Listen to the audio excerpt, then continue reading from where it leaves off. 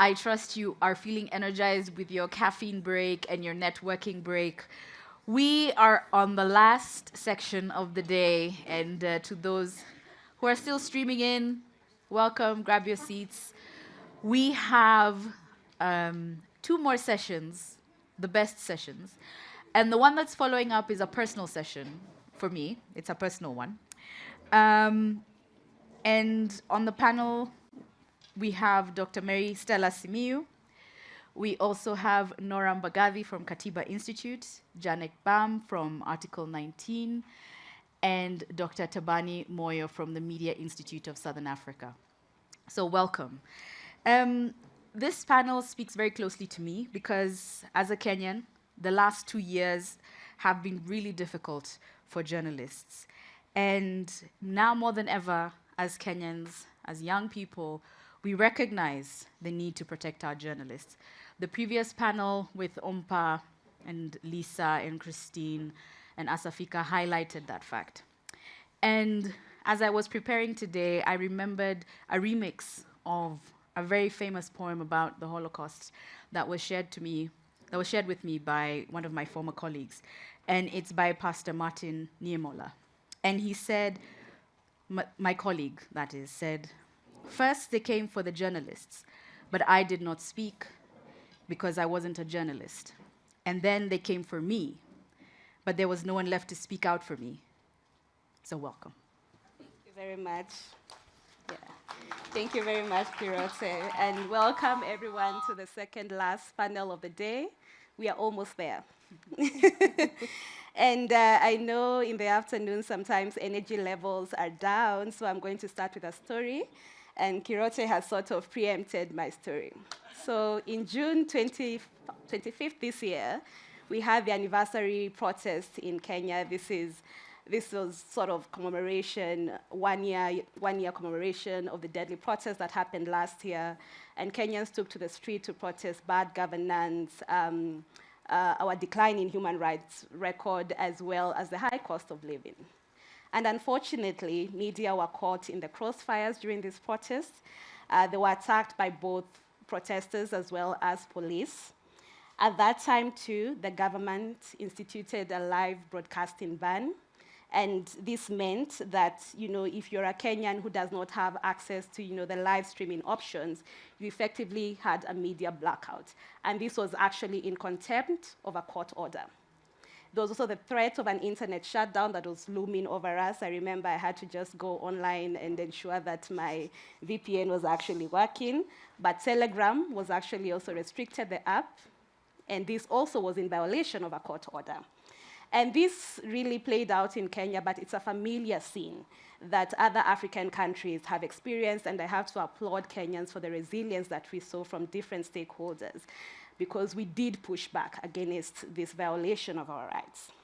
And this is only a fraction of the threats that journalists experience, because also we see increasing weaponization of the law, be it SLAPS, strategic litigation against public participation, be it cybercrime laws, provisions that are being weaponized against journalists, be it foreign agent laws, false news laws, defamation, which is an old one, and the list goes on and on and on. I think just today somebody shared with me an article about the civil society bill in Ethiopia that is being debated that reads like a foreign agent law and how it can be used now again as a tool against journalism. And beyond that, again, we see with increased innovation, governments are purchasing these sophisticated tools that are being used to surveil journalists, and this has led to, increased censorship.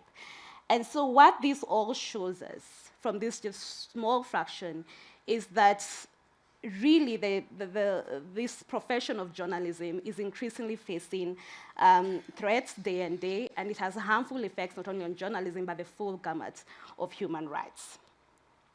But as this is happening, really, it's happening at the backdrop of pushback from different quarters. We have normative frameworks, both at the international level and at the national level and at the regional level, that are meant to protect press freedom and other human rights. So in this panel, one of the things we are going to be looking at Are these frameworks effective to address and protect press freedom? What are the gaps? How can we fill these gaps? And how can we better effect implementation? I think some of us in the room are familiar that the African Commission on Human and People's Rights is currently undertaking a consultation which seeks to develop at least 3 more soft laws around digital rights, which should be great with regards to reinforcing protection for freedom of expression and press freedom in the African continent. We also have institutions in place that have protective and promotive mandates with regards to human rights, and this also touches on press freedom. And it's important, again, in this panel, we are going to assess, how can we better strengthen our institutions? How can we support our institutions to play their mandates in this regard? I've talked about advocacy in Kenya, resilience in Kenya, but really we see resilience in so many African countries and globally. So how can we harness our advocacy efforts? How can we work collaboratively towards protecting press freedom in Africa and globally? And so we have a wonderful, excellent lineup of speakers who are going to help us interrogate, dissect, and explore these questions. Am I right here? We have Nora Mbagathi, my fellow countrywoman from Kenya. She's Executive Director of Katiba Institute. Then in the middle, we have Janet Gbam, the Senior Program Officer, Digital Rights and Freedom of Expression from Article 19. Welcome. And to balance off our full female panel, we have our token mill, Dr. Tabani Moyo, the Regional Director of MISA. Welcome. And so I'll start with Nora. We see political flexing, really, with regards to press freedom. We see a sort of obsession with controlling information. So I want to hear a little bit more. Let's talk to us a little bit more about what the work Katiba Institute is doing, and really, how are we seeing our political cultures, the political class, and their actions affecting press freedom, especially in East Africa. And I've talked a little bit about the laws, but Katiba Institute, for those who don't know, Katiba Institute is an amalgam of a Kiswahili word and an English word, and Katiba means constitution. And so they are really the vanguards of the constitution. So how are we seeing the law being used in this regard, and how is it affecting the practice of journalism in Eastern Africa and in African continent? Welcome, Nora. Yeah, thank you. And thanks for allowing me to be here and speak about this, because it's an issue really close to my heart. When I was preparing my remarks, I was like, yeah, this is going to be great, talking to a room of journalists about how hard journalists have it, since I am not in that space. I am not, this is the disclaimer. I'm a lawyer. I'm not in the media space. But I think it is, I think the poem or sort of quote that was quoted earlier, I think is really relevant. And I think we're seeing, again, a time where there's such attack on media freedoms, on journalists. And so I think this is, a very important conversation to have. As you mentioned, I think there's increasing political pressure from different sides that we see that attacks journalists and the work that they're doing. And in thinking through what the elements are that feed into that, I think we're seeing an abuse of laws. Basically, there are laws that are put in place to help us, but they're being abused in ways that then create this crackdown. We're seeing laws that are specifically being put in place to allow for this crackdown. And then I think finally we're seeing what I like to call an unholy alliance of governments and corporations as well in certain spaces, also limiting press freedom in that way.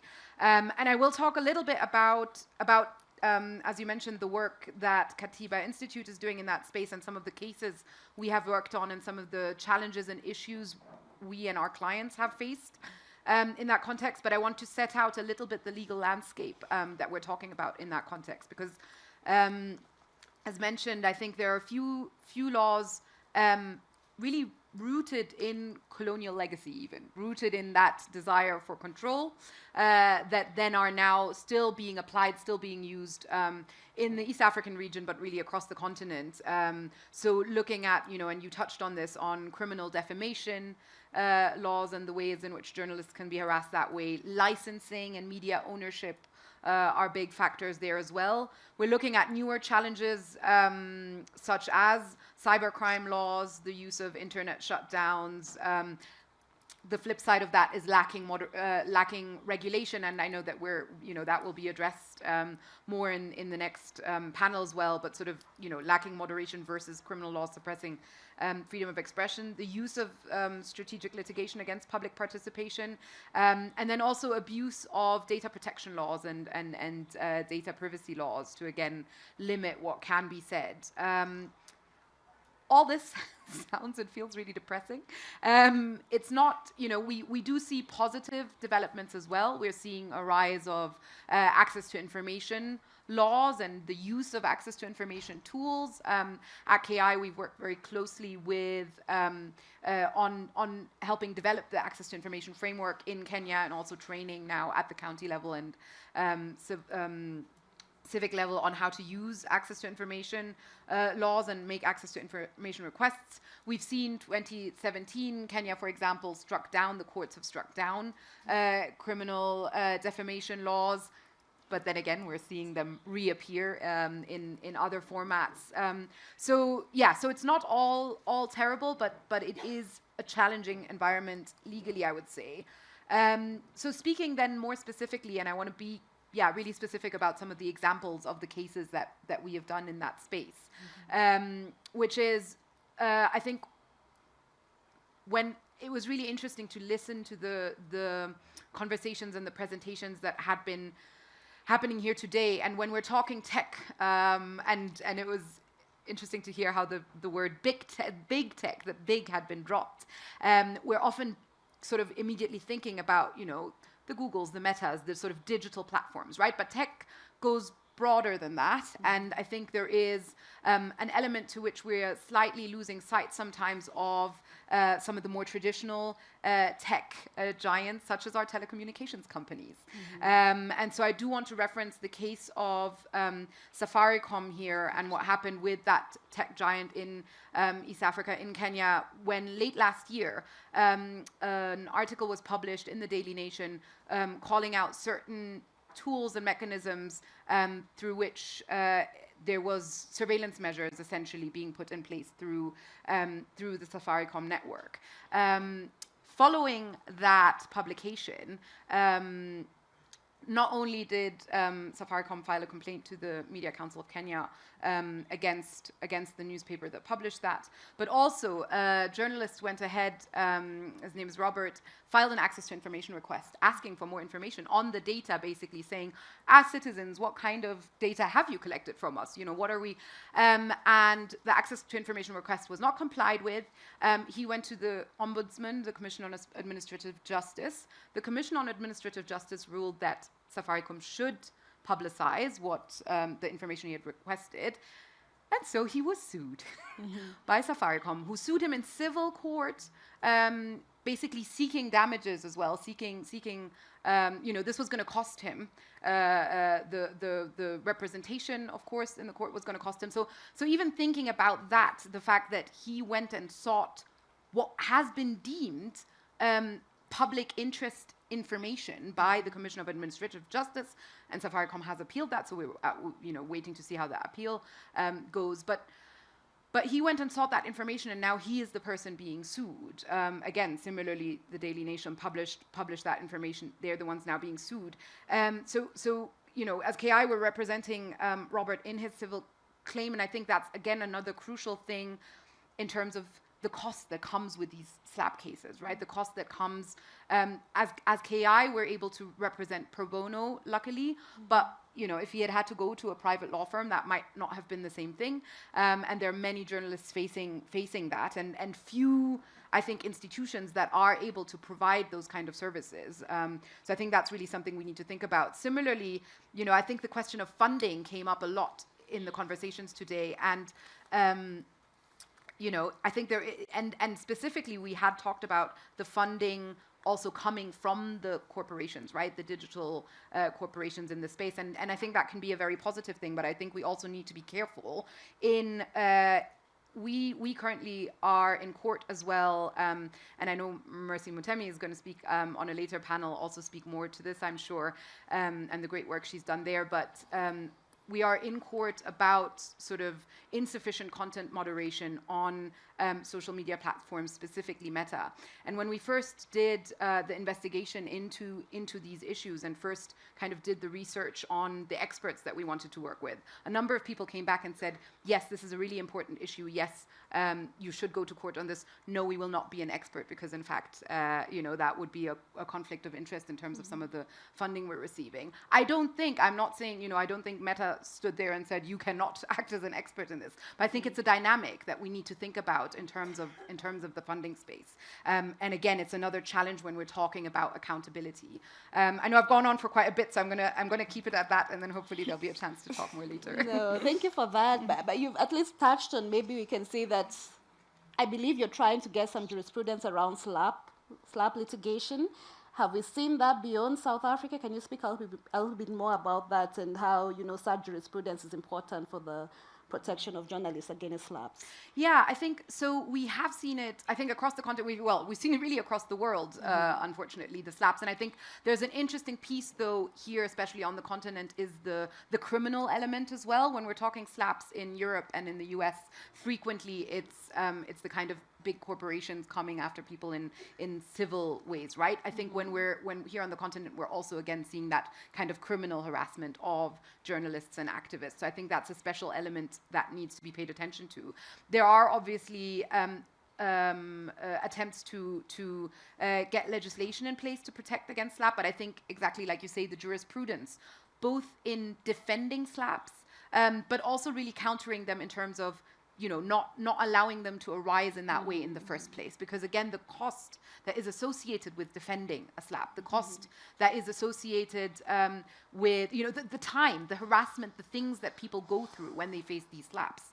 And I think we have to not just cross-jurisdictionally, but also cross-thematically talk about SLAPs. There have been a lot of SLAPs in the climate space, right, and in the climate activist space. So I think also, much like some of the tools in terms of corporate accountability, there is a real value to learning from each other, I think, in how we work with experts, how we work with lawyers, how we work with partners in the SLAP space, learn from those who have worked in the climate space, those who are working in the tech space.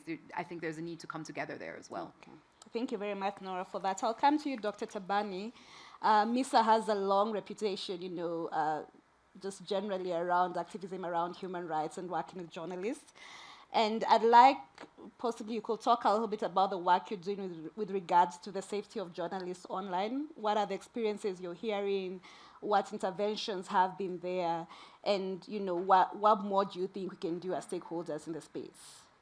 Thank you very much for the opportunity and to appreciate the invitation to be hangers on here. But yeah, MISA works in 8 countries in Southern Africa, promoting expression and promoting media freedom and access to information. What we have picked from the evolution or the changing nature of the context is that governments and organized groups of society, not only governments, but also the business, are increasingly invested in minimizing oversight on their activities. And each time when the media tries to go an extra mile, it becomes a criminal activity, in one way or the other, criminal in court. And what that means is that the response mechanism is always to deal with the media as an easy scapegoat of causing problems to the existence of these groups, powerful groups in society. And what we observe is that in different countries in the region, for example, if you look at the case of Lesotho, where a journalist jockey who was killed in 2023, the threats will be visible online. You'll see the sentiment online that something is about to happen, and ultimately it leads to online triggers offline harm. And at times now, with the complexity of the web, it also leads to complications that are mental health related. And since the death of the murder of Jockey in 2023, no one is held accountable. But even worse off, I think where the danger lies is that the context is changing and the ecosystem is broken because of the changing nature of geopolitics, funding, and everything. What will happen in the next 5 years, for example, with the increasing nature of these threats and the ever weakening of the response mechanism?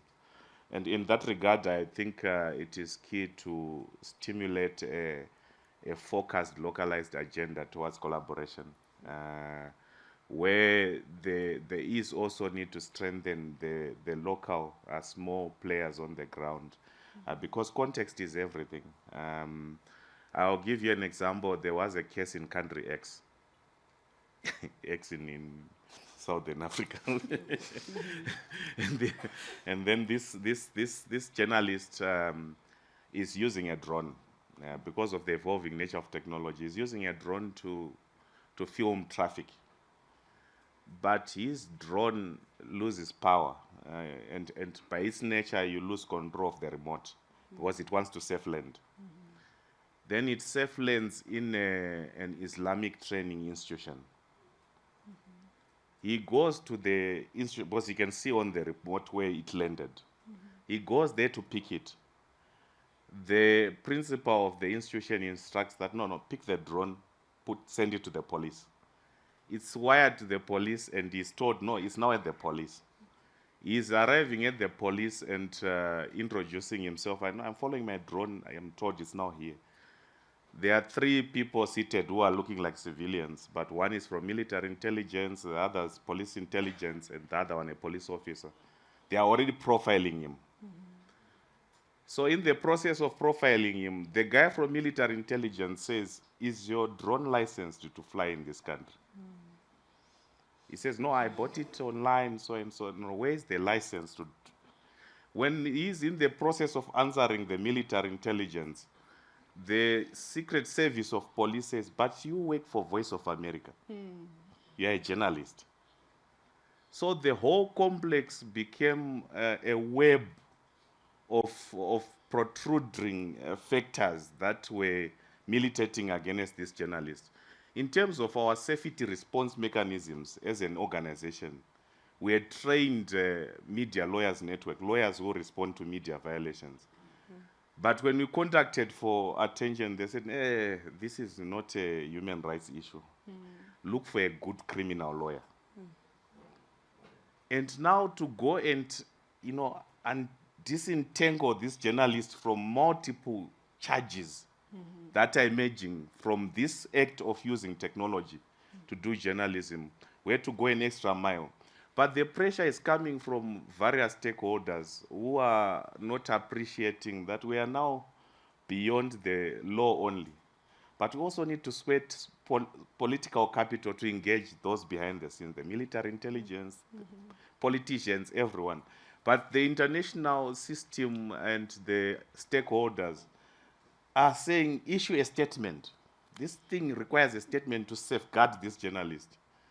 And the lawyer who is criminal, handling in nature, says, don't utter a single word.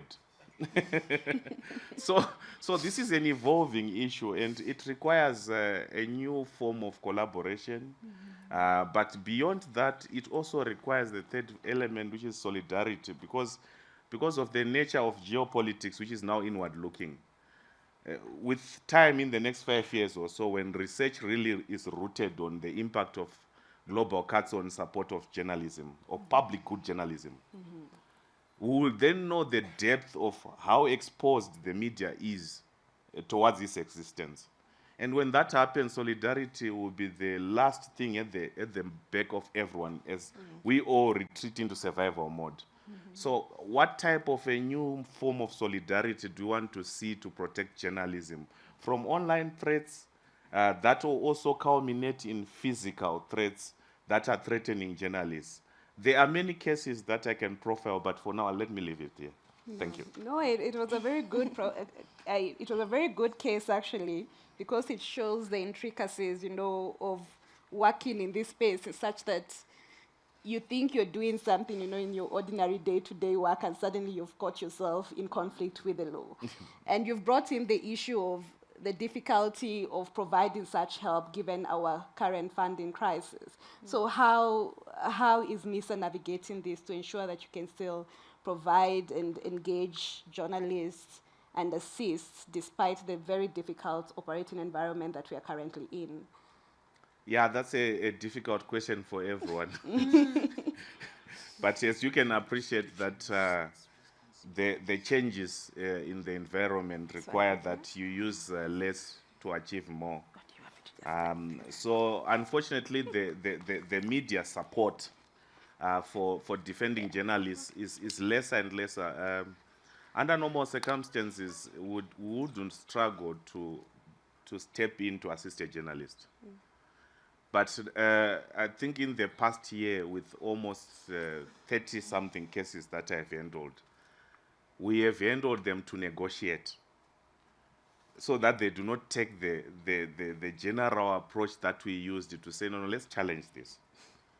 So we are now invested in using social capital and negotiation skills. But the danger of these things, like in any negotiation, you only know that there is a position taken by someone. But it's difficult to appreciate the interest behind that position.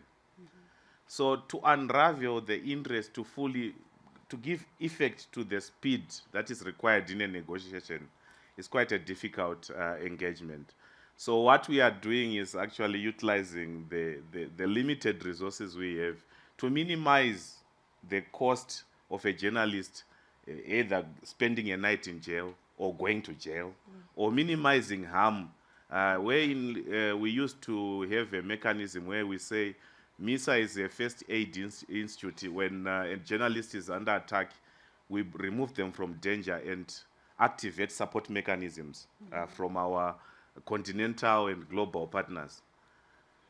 There were mechanisms which you could utilize options because others will tell you, okay, you want to move a journalist from harm, do an email explaining the harm, but there are mechanisms that were there that once you tap into them, automatically it kicks in. But those mechanisms are no longer there. What it means that we are more exposed than ever, and we utilize the limited resources we have to prioritize where the highest level of danger is. This is a danger in itself because you spend less of time on raising literacy and awareness as a mitigatory measure. You spend less of time engaged on the text and substance of laws that are emerging because you're always reacting to the heat of the moment because that's what you are left as an industry because of the pressures from the moving target. So this is the challenge that is happening to the safety nets, to attacks on journalists, very much scorched earth in terms of the attacks on support mechanisms. Yet journalism is, as we know it today in other contexts, is increasingly under threat. Indeed, and I'll come back to you, but I want to also now go to Janet. I think we were even having a conversation recently, and we were talking about internet shutdowns, right? And when I think about internet shutdowns and I think about West Africa, I can't help but think about the ECOWAS Court of Justice because in terms of regional courts, it has really, built up jurisprudence around internet shutdowns. So can you talk a little bit more about, how we are seeing internet shutdowns in West Africa, given your work at Article 19 Western Africa, and how our courts now, emerging as institutions where there's pushback, and possibly we could learn, other regional courts can learn from the ECOWAS Court of Justice. And maybe this, you can tell from here that we are lawyers that have somehow found ourselves in this media space, but I hope you will indulge us. Thank you very much, Marystella. Yes. Just like the caveat you gave earlier, I am a lawyer. I'm not a journalist. I've just found myself in this space. I guess maybe growing up, my parents, my dad was a journalist, and so who even grew up to working for the National Television Authority and wanted me to be a journalist. Okay. And I did everything I could not to go there. And here I am now working for the rights of journalists. So it has a way of coming back to you. So, but when you speak to shutdowns, internet shutdowns, I feel like I was actually doing an analysis with a colleague just before the panel to say how many countries in our region, that's for West Africa and the Sahel, have not experienced any form of internet shutdown. You know, whether it's maybe throttling, you know, just something. And I think we could only come up with Cote d'Ivoire, Ghana, Cape Verde, and maybe the islands, the Seychelles, the Sao Tome and Principe, but those ones are, I don't want to say I don't consider them West Africa.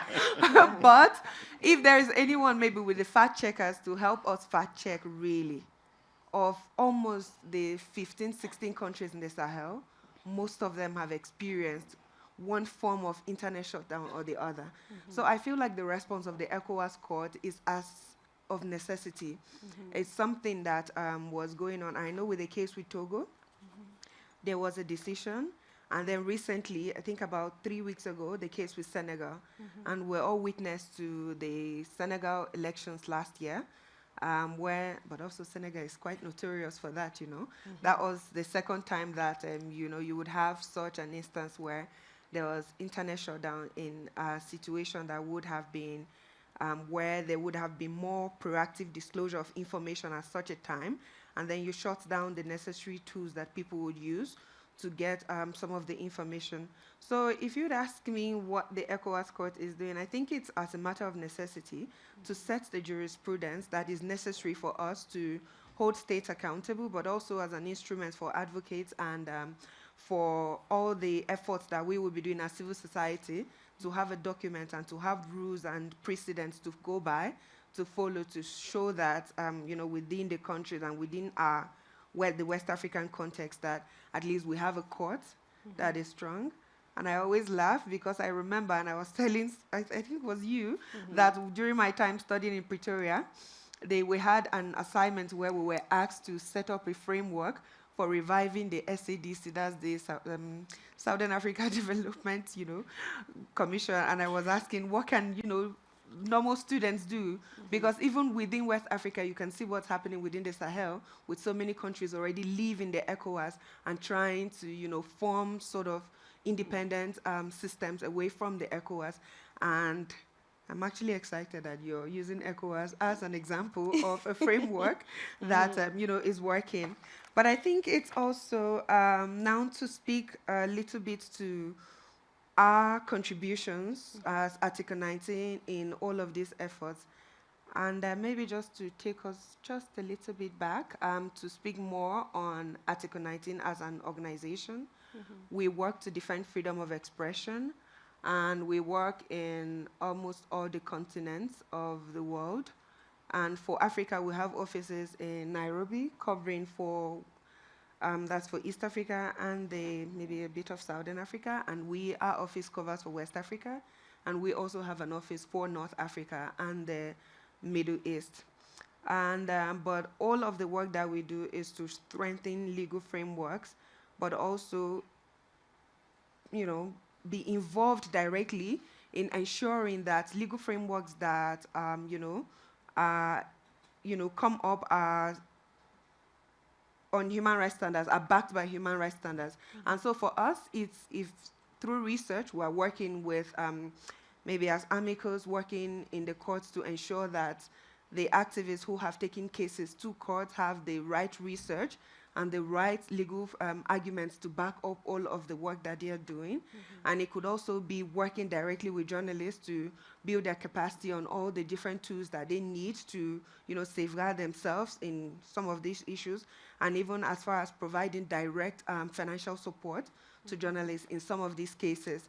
So I think for us, and I started with internet shutdowns, and here I am now speaking broadly to journalists. So I guess at the end of the day, we're all journalists at heart. So yeah. That's true. I think I can also say that my father worked also in the journalism sector, so I think we are drawing from the professions of our parents. So we are not completely outside the space. And so I'll come to you, Nora. Minus me, I'm a journalist. Yes, thank God. I'll come to you, Nora. I think once I was doing a training with parliamentarians, and just talking to them about policy and how some of the laws that they are passing, how they affect press freedom. And I think I get the sense sometimes there's a disconnect between activists and policymakers, because even the public, sometimes you talk to the public, you say there's this provision that criminalizes freedom of expression, and ideally we are against, when you look at under international human rights, we are against the criminalization of freedom of expression because we know the effect that it has on press freedom. But I think there's that disconnect sometimes with policymakers and also the public sometimes just to understand why the criminalization of laws goes against press freedom. And so I wonder, with your work with Katiba Institute, how fast you just find the way to explain this human right, this fundamental freedom, in such a way that can actually drive positive policy action that aligns with international laws and international human rights law, as well as our constitution. Yeah, thanks. I think there's, and also shout out, my mother was also a journalist in Germany, so there's really a theme here. Yeah. Yes, I think there are two elements to the question you asked, and I think it's a really relevant point, actually, in terms of the disconnect we're seeing when in the application of criminal laws and the ways in which they can restrict freedom of expression and press freedom as well. It's not always how the law is intended, right? Mm-hmm. Sometimes it is how the law is intended. Sometimes it is actually, there might be a positive intent behind it, and then it's about how the law is being applied, and the ways in which the law is being abused. I mean, I referenced earlier the fact that now, for example, data protection laws are being used as well to curb freedom of expression. I'm a big fan of data protection laws. I think privacy is a crucial piece to sort of our human rights work as well. So I think finding that balance and finding that that engagement as well, again, with policymakers who do have the genuine desire to engage positively, I think is really important. I think also to your question then about the point of how does human rights flow into all of this, I think we must look at these systems through a human rights lens. And I think that the really important point, and I say this as a lawyer, is that actually not just when we're looking at laws and when we're looking at regulation, but really when we're looking at the design of these technologies, we must look at the human rights lens. The privacy, non-discrimination, equality, it all needs to be baked into the technology. There was a cybersecurity expert who testified in a case in Kenya on sort of the problematic aspects of the proposed digital ID system. He said the law can't fix what technology has broken. And I think that is something that we're really seeing in this space as well when we're talking about the ways in which this kind of technology, these new and emerging technologies, can be harmful in various sectors. And so I think the human rights lens can be helpful from that perspective. It can ground those conversations between policymakers, between the activists, journalists, I think that is a crucial element. I also think training on how these systems work, how the technology, again, behind them works, how our access to information laws work, right? Equipping people, and that's something I think at KI is something we really believe in. Ultimately, if everything goes really well, one point we will no longer be needed, right? What we are trying to do is entrench constitutionalism to the point where we have the great jurisprudence that does mean those fundamental rights flow through every aspect of our society, and people use the constitution as a tool. And I think what we've seen in the protests in Kenya is that is, it's really happening. People are really keen to use the constitution directly, and so in that sense, I think that's where that engagement can be incredibly valuable. Okay, thank you. And I think I'll also just give almost the same question to you, Dr. Tabani, especially given your experience with MISA and engaging, let's say, for example, parliamentarians with regards to some of, the laws, also state surveillance of journalists.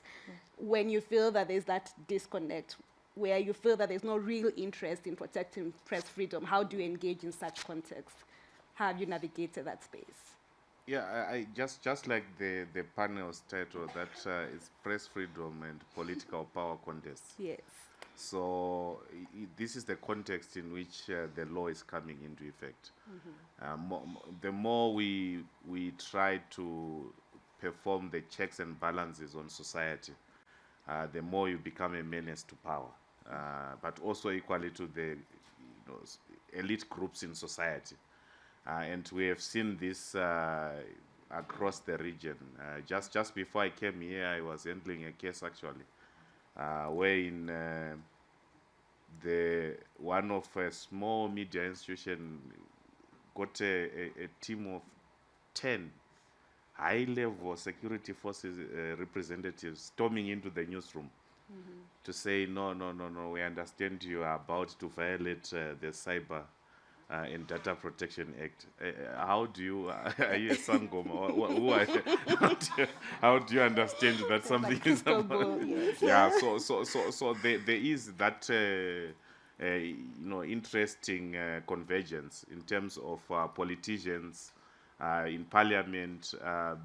First of all, they are politicians, and lawmaking. Lawmaking is aimed to preserve a certain level of retention of power. And the media, the more it engages on this power context, the more it becomes a menace. And we have seen that over the years. We fought against sedition laws, defamation laws, and then we were winning through courts. And why? Because the lawmaker was not keen on pushing this away. Whether those in opposition or those who were in power, and those who were in opposition became powerful, they also maintained the infrastructure. What is now even more pressing is that the gains we made in the past 2 decades or so through the pushing back of sedition and criminal defamation are emerging through cybersecurity law as clawbacks. So they are smuggling them back, and again, at our weakest point as society, to fight back this new intersection where cybersecurity becomes a hoovering arm of the government. Government is supposed to be under our feet. It's supposed to preserve us as a level ground. But in this case, become a hoovering on top of everyone, using this new level of laws. So what is quite noticeable is the convergence, be it at opposition, at ruling parties, to preserve a certain level of legal architecture as a stick on top of the media. Okay. Thank you for that, Dr. Tabani. So I'll come to you, Janet. The other level, the other perspective of power could also be big tech, because we can't avoid them in this discussion. And I know Article 19 is also doing some work with regards to big tech. How is Article 19 engaging with that particular space with regards to holding big tech accountable, because they do have an obligation to respect human rights? How are we trying to hold them accountable to that obligation? Yes. Okay, you were saying something about big tech, and I feel like at the end of the day, we're all looking at Meta, Google, and all the big tech. So at Article 19, we have a project, and I think you're also part of the project, Digital Market Watch, where it's a global project for looking at unfair competition practices. So it extends beyond just big tech, even coming down to communities. There are local radio stations, and I think that conversation has also come up here so many times in the meetings, where communities could get verifiable information in the past. But a lot has now already overthrown them, where like the young people session, I mean, I'm no longer a young person, am I? By the description I was given earlier, was also speaking about the need for everyone just trying to be visible and putting out there. So some of the very credible small stations that were providing information are also now being disenfranchised and overtaken by a quick TikTok video or something. So it's, for us, the work is no longer just about going for big tech. It's about going for those avenues that create that disconnect between information that is valuable to the consumer and to the person who needs that information. So it could be working on the case of Meta in Nigeria, or monitoring the situations with also Meta in Kenya, whichever the issue is. At the end of the day, the core aim is to ensure that we bring that bridge back so that businesses thrive, small businesses thrive, that working, and there is no big tech and even mid-tech, like you had also mentioned about maybe Safaricom, for our region, especially in West Africa, it could be Sonatel or MTN, do not also abuse their market dominance within that region to disenfranchise smaller, businesses that are also just trying to make ends meet and also just serve their customers. Thank you. Yeah. Before we go to the Q&A, Nora, I just want to throw to you a last question, and a little bit contentious. Recently, I believe it was in Ghana when there was it was a crash, yeah? There was a crash and they lost a number of their politicians, if I'm not wrong. And I believe I was in this group, and I think there was a minister in the group, and he mentioned that when the conversation started happening online, the governments had not even sat down and come up with an official statement, and there was a lot of misinformation online about the cause of the crash. And he said that at that point, he actually considered shutting down the internet. As somebody who is working in this human rights space, as a human rights lawyer, I will come up with a host of arguments backed by international law why there's never a justifiable reason to shutting down the internet. And it's a nuanced argument indeed, but can you provide that human rights lens of why it's never justifiable to shut down the internet? It's not even just, how the politics comes into play here, and why the law has to come supreme when it comes to issues of internet shutdowns. Yes. Yeah, I mean, and this it's an interesting question, and maybe one sort of to be discussed basically also over multiple bottles of wine. But I don't know that it is indeed the case that the internet can never be shut down. I don't think internet shutdown, it's not like the right to life. I don't think it's not absolute. There is a proportionality and necessity test that can be applied. I can imagine instances where it might indeed be necessary. The example you give to me would not rise to such an example when you are looking at, again, the balancing of proportionality, necessity, harm, etc. Because I think we also are, we need to, and we in law, in the judiciary, in media, in politics, we need to deal with technologies and the reality that we have evolved to in ways that don't mean we shut it down, or we just say, okay, well, let's pretend we haven't reached a stage where people are able to communicate with each other directly, quickly about things. There need to be other ways to deal with this information. I think it's incredibly important to deal with this information. And in fact, of course, given the type of work we're doing, we at KI have faced, issues around disinformation, around hate speech, etc. So I think it's very important to deal with that. I don't think shutdowns are the way to deal with it, but I also would say, again, there might be instances in which shutdowns could be justified, but the crucial piece is to go through that judicial analysis, to go through that analysis of, is it justifiable? Is it lawful? And being able to stand that up and have the accountability if and when it wasn't. We're in court as well on internet shutdowns in Kenya. What happens when there was a shutdown and it was unlawful, or it was in contravention of orders, like you say? How do we fight for accountability in those instances as well? That is a crucial piece of the justice process. Indeed. Thank you. That's a contentious argument, but it's yet to be seen. Do we have any questions from the crowd? Okay. I see Linus here. He's my countryman. I can't let him not speak. Then Michael. Yes. Number 3. And then Professor Chengeta, Isaac, and finally, the last gentleman. Yes. Linus, we'll start with you. Thank you, Dr. Simiyu and team. My question is to Nora, and actually Moyo and Janet can also comment on that. I see the battle for press freedom and the struggle between press freedom and political power as permanent. And I got worried a bit when you said somewhere that you think as Katiba Institute at some point you will not be required. Just to put it in context, we've seen several shutdowns in Kenya. Personally, as an editor, I have experienced about 4 across 3 different TV stations, across 3 different elections, to the point that I feel the next shutdown is going to come in the next election. And my question is to you as stakeholders in the press freedom space.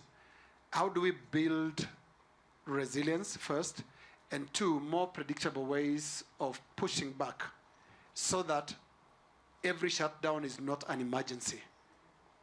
Because we expect it, you know it's coming. So how do we prepare for that, especially legally? And just to comment Katiba Institute, a lot of the battles in Kenya when it comes to these shutdowns have been won through law courts, even though quite a number of court orders have been defied by the government, but the courts have done very well in protecting the press freedom space. Thank you.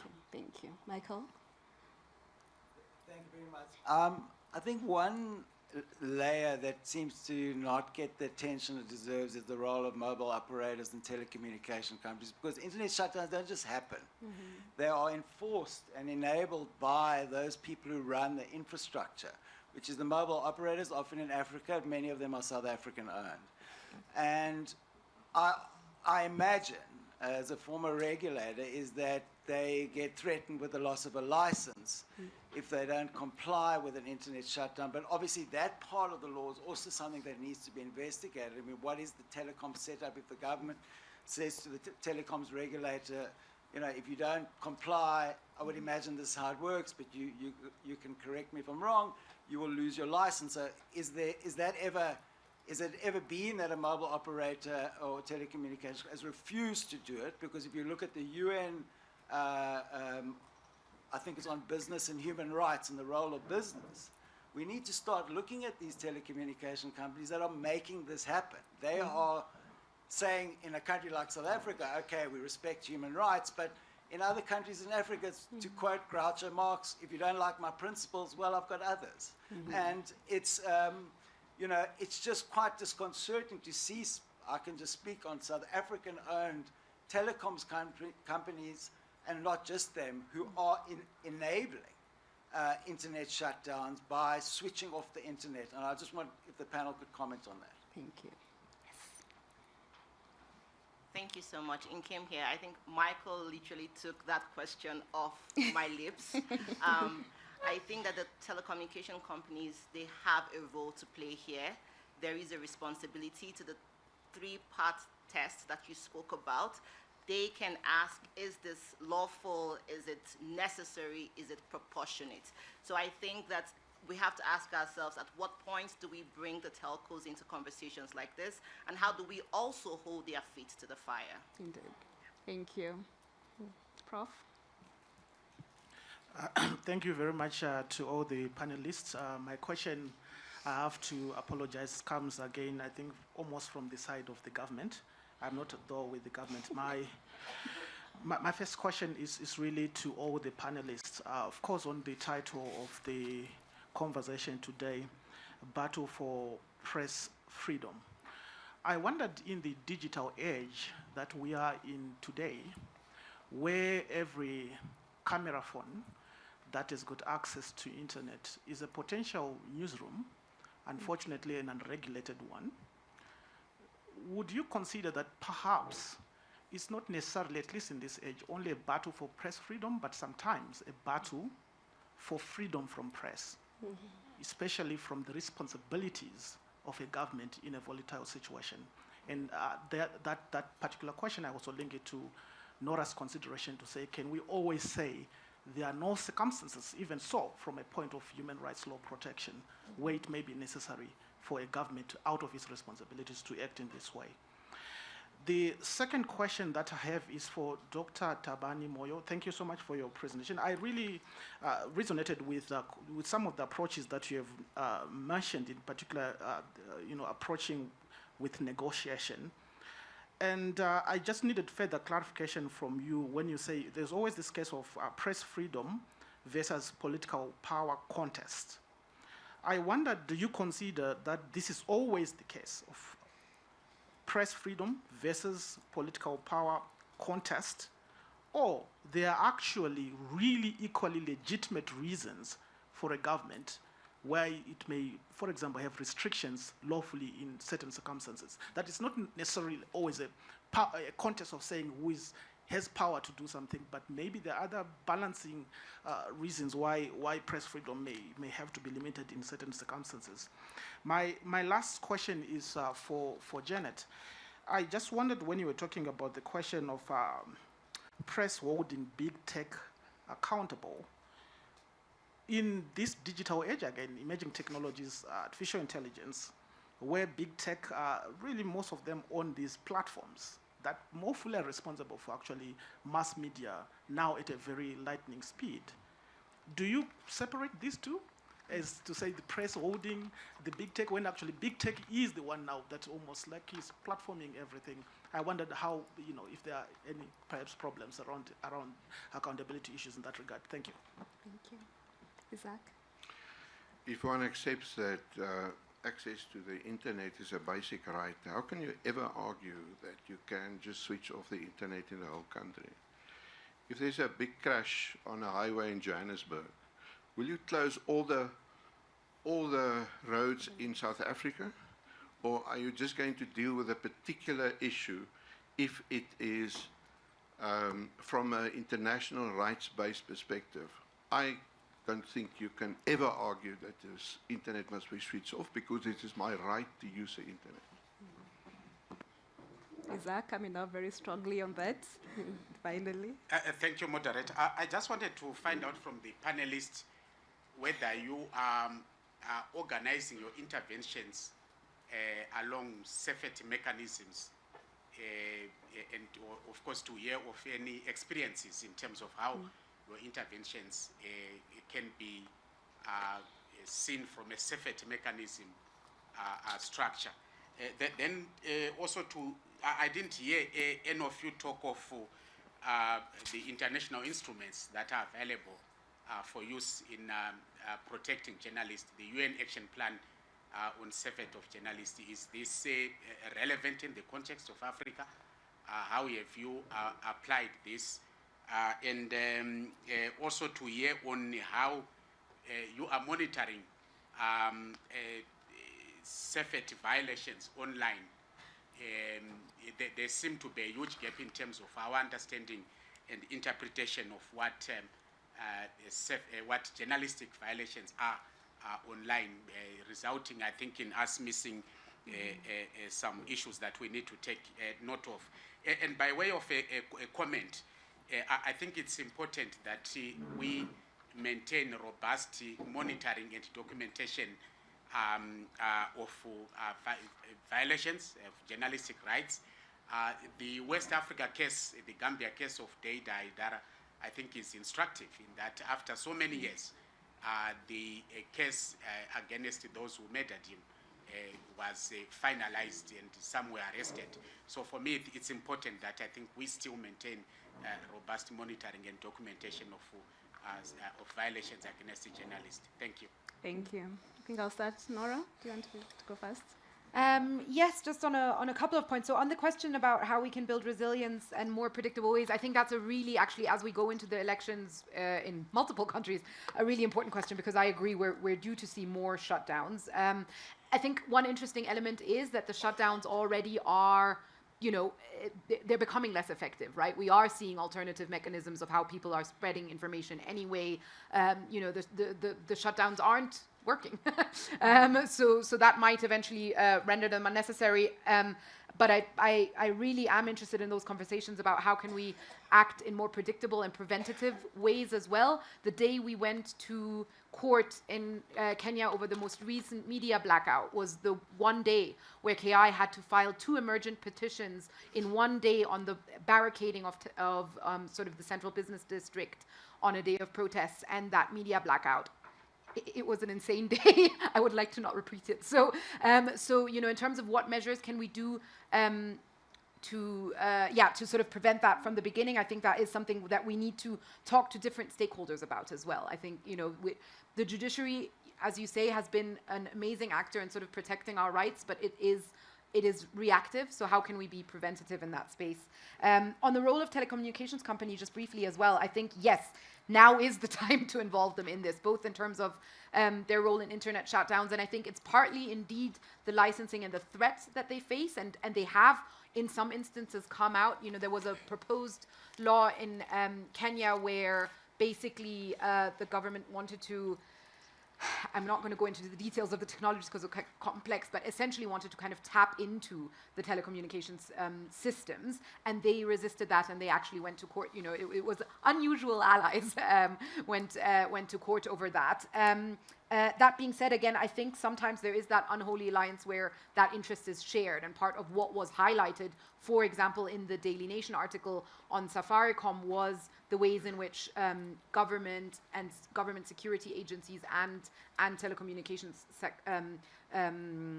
companies also sort of work together directly. So it's not just the threat piece, I think. It is also worth saying that there have been, in a former life, I participated in a case against an Austrian telecommunications company that was involved in the internet shutdowns in Belarus during the elections there. And so I think we are seeing that move for accountability. I think there's really interesting cases to be had on consumer protection around internet shutdowns. So, I'm hoping we'll see more of that. And I just want to say just briefly on the shutdown, I fully agree. And to be clear on that, I'm not at all suggesting, I think shutdowns should happen on a widespread level. I would say, though, to the argument of, when there's a crash in Johannesburg, do you shut down the entire roads in the entire country? No, but you are able to sometimes close roads, right? When the circumstances are right. So I think, again, looking at, I think it is helpful to think through what are the instances in which certain aspects of shutdowns or limitations or throttling or whatever might be useful, and where we do want to see limitations of freedom of expression. And that I think relates to, and that would be my last point then, to the question of the battle of freedom from the press, right? And that I think this comes up very strongly, for example, in the questions around content moderation.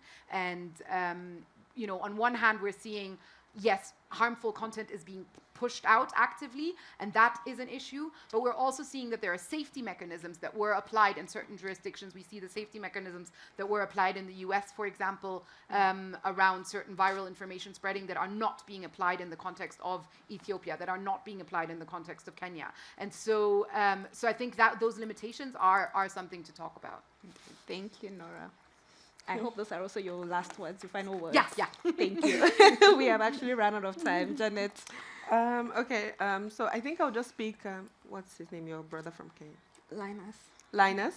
So I'll just speak specifically to an initiative that we have that we use during, when there's been internet shutdown. And of course, I know people now, like you said, people use VPNs and all of that, but we also developed a tool, SMS Without Borders, where we've hosted it in certain places within, and we just wrote it for only Dakar with a partner, wrote it for just Senegal, to see how people can still communicate through very safe channels through that.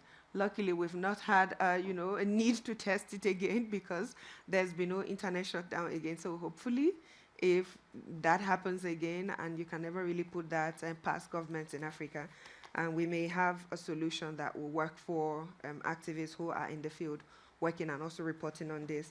And yes, Prof. Chengata, I agree with you about sometimes the tech platforms are the ones even hosting some of the, tools that a lot of maybe online journalists are using. But at least if you've been following the conversations, we also have a lot of independent media that goes beyond some of these tech platforms that can also operate.